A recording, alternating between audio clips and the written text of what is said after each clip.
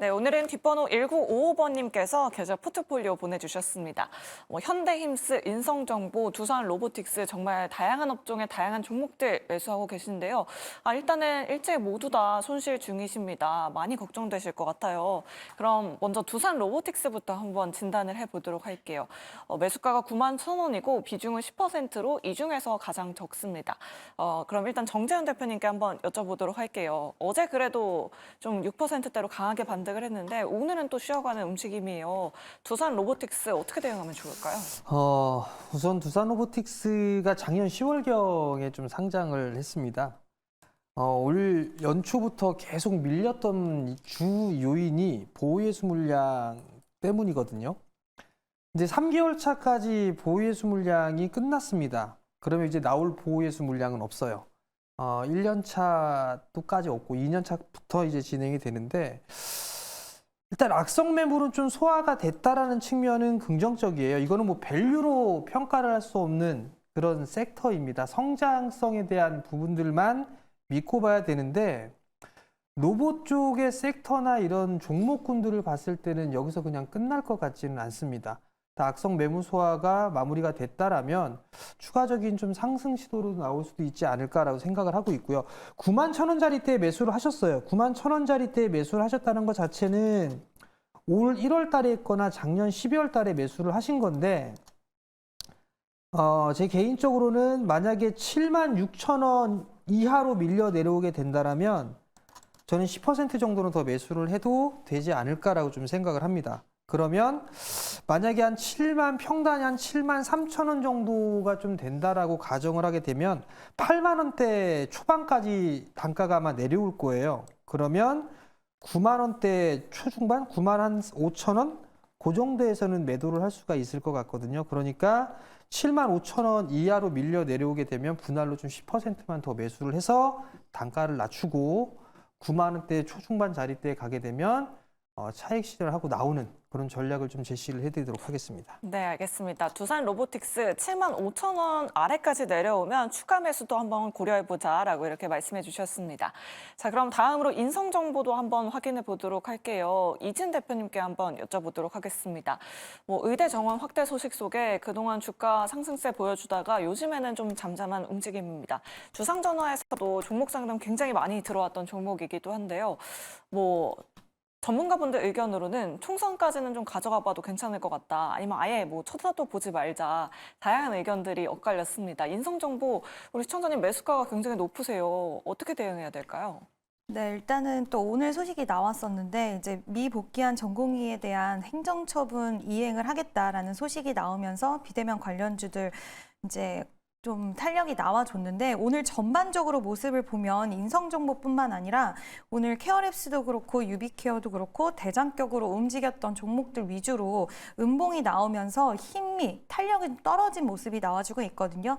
이 얘기는 일단은 이제 계속해서 이제 소식이 계속해서 심화가 되는 거는 맞지만 너무 장기적으로 되면서 시장에서의 이런 단기적인 수급 쏠림이나 이런 것들이 좀 힘이 약해졌다라고 해석을 할 수가 있을 것 같고요.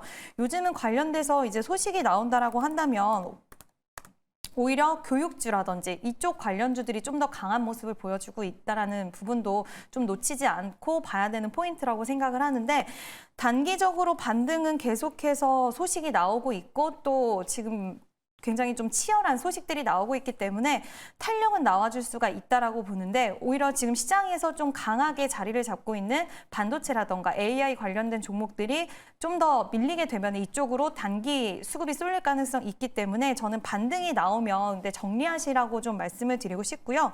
일단 오늘로 보더라도 힘이 생각보다 약했습니다. 오늘로 보더라도 힘이 생각보다 약했고 이제 5,000원을 돌파를 하느냐 안 하느냐에 따른 그런 부분들이 굉장히 중요하게 작용을 할 것 같은데 오히려 저는 시장이 안 좋으면 안 좋아질수록 이쪽 관련주들은 더 잘 갈 수 있다라고 생각을 하고 있어서 지금 보유는 하고 계셨으면 좋겠어요. 보유를 하고 홀딩을 하고 계시다가 5,000원 부근을 돌파했을 때 거래량이라든지 그리고 관련된 종목들의 흐름을 같이 체크를 하시고 추가적인 탄력이 나오실 것 같으면 홀딩해서 일단 5,500원 매수가까지 보시고 그게 아니다, 힘이 좀 약하다 하시면 저는 반등했을 때 어느 정도는 물량을 조금은 비중을 줄여 놓으시는 게 낫지 않을까라는 의견 드리고 싶습니다. 네, 알겠습니다. 일단 인성정보 매수가까지는 좀 기다려보자. 매수가 위로 올라가 보면 그때는 좀 매도하는 전략 이렇게 세워주셨습니다. 자, 그럼 마지막으로 현대임스도 한번 확인해 보도록 할게요. 매수가가 2만 원이고 비중이 가장 높습니다. 신규 상장주를 좀 뒤늦게 들어가신 것 같은데 손여로 팀장님께 한번 여쭤보도록 할게요. 오늘 그래도 좀 3%대 반등이 나왔는데 뭐 V자 반등의 시작이다라고 평가를 해봐도 괜찮을까요? 조금 명확하게 매매를 하시는 게 좋지 않을까 그렇게 판단됩니다. 기업 자체는 나쁘지 않지만 신규 상장 종목이라는 특징 때문에 조금 민감하게 보셔도 될 것 같습니다.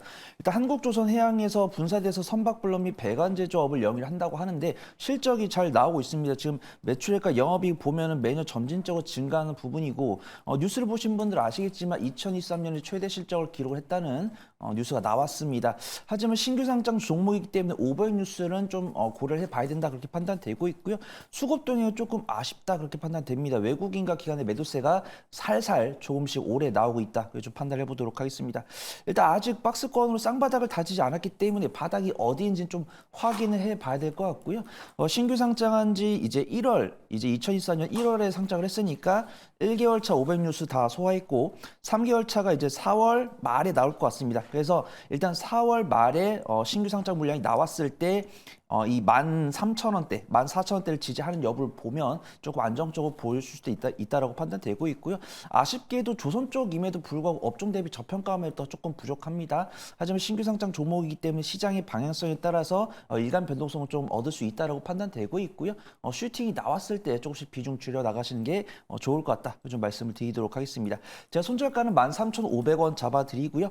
1차 목표가는 17,600원, 2차 목표가는 19,200원, 3차 목표가는 21,000원 잡고서 조금씩 분할 매도해 보시면 좋을 것 같습니다. 네, 지금 유튜브 채팅창에서 바라는 대로 님께서 목표가 부탁드려요 라고 이렇게 남겨주셨는데 잘 참고해 보시길 바라겠습니다.